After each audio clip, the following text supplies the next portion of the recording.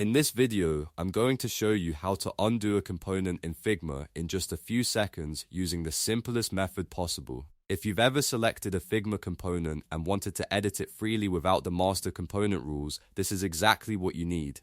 We're going to detach the instance so you can turn it back into a normal editable object. This is a super useful trick when you want to make custom changes without affecting the original component setup.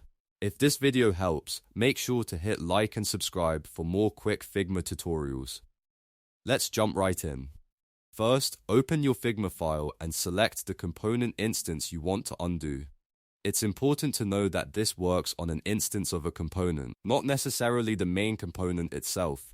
Once you click on the instance, look over to the right sidebar where Figma shows the component settings.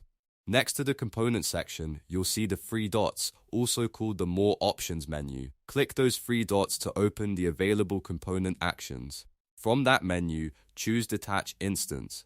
As soon as you do that, Figma will remove the connection to the original component and convert it into a regular group of editable layers. At that point, you can move elements around, change text, adjust colors, resize parts, or make any other edits you want without being tied to the original component design. This is especially helpful if you only want one version to look different while keeping the rest of your design consistent. Just remember, once you detach an instance, it will no longer update if the main component changes later. So use this option when you're sure you want full control over that specific element, if you need to keep it linked for future updates. It's better to leave it as an instance. But if your goal is to undo the component behavior and customize that object completely, Detach Instance is the exact command you need.